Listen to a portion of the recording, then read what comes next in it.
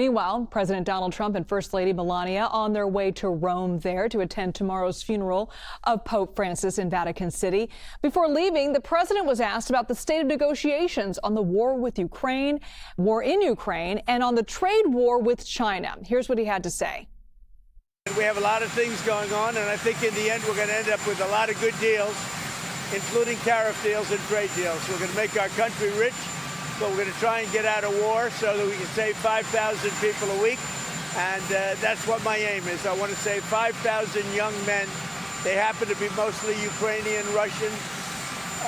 5,000 young Ukrainian and Russian men, and that's a big honor if I can do it. I think we're pretty close. Let's bring in CBS News White House reporter Aaron Navarro. Aaron, wow, what a backdrop. You're in Rome for us ahead of the president's arrival there. Do we know if the president will be meeting with any world leaders also attending the Pope's funeral, possibly to talk about tariffs?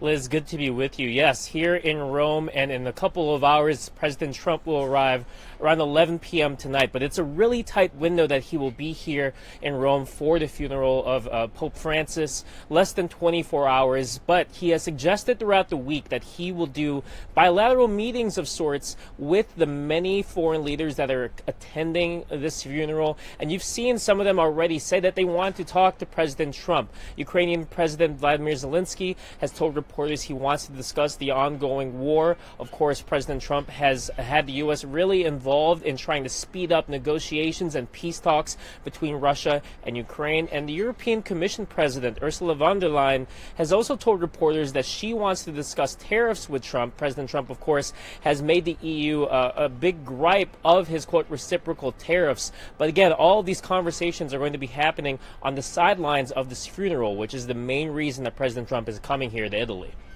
Leaning in more to tariffs there, Aaron, in his Time magazine interview, Trump also said that he spoke with Chinese President Xi Jinping, but the Chinese are denying that there are talks that are ongoing about tariffs. What can you tell us? Yeah, this has been a dynamic we've seen play out throughout the week, where the U.S. is saying that there are active talks with Chinese officials in regards to trade and tariffs, and Chinese officials have responded saying essentially that that's fake news, that there are no ongoing negotiations between the two big global markets. President Trump, after that Time interview came out, was asked by reporters, when specifically did you talk to President Xi? President Trump responded essentially saying no comment, and a spokesperson for the Chinese Foreign Ministry said again today, after that Time interview piece came out, that there have been no negotiations yet between the U.S. and China. It seems like we're at where we were a couple weeks ago, where each country is kind of playing chicken with each other, trying to dare each other to make the first call. But so far, it's really unclear on if that has actually happened.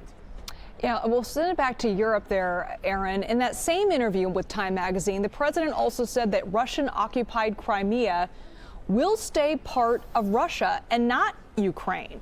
So how does that square with the president's confidence that a peace deal can be reached? I can imagine many European countries are concerned about that, and China also closely watching to see what happens with Crimea.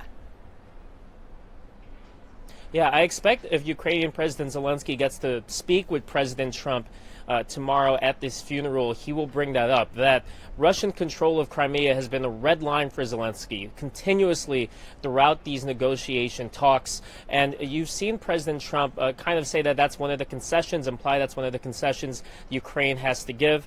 He also seemed to blame former President Obama for Russia's invasion of Crimea in the first place, but he has stressed wanting to get a deal done as soon as possible. It really seems to be muddled, of course, by his comments about Crimea just now.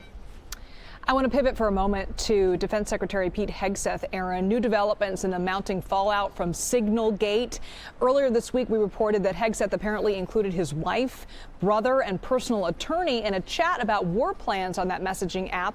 Now, sources tell CBS News that the Pentagon actually set up a direct line to Hegseth's office, which allowed him to connect to Signal and then bypass the usual security protocols. So is there any response from the White House on that?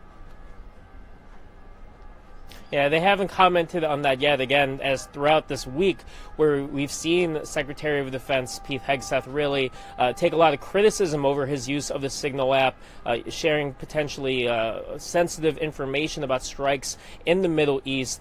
They have only stood behind him, saying they have full confidence in him. But just to talk a little bit more about that direct line, which essentially enabled Secretary Hegseth to use that Signal app on his laptop as well as on his phone. It was done in part through an aide in Hegseth's office, Marine Colonel Ricky Berea, who helped organize this effort as a way to kind of fix some internet connectivity issues, but certainly another sign that Hegseth is relying on the Signal app. Aaron Navarro, live for us from Rome. Thank you so much, Aaron.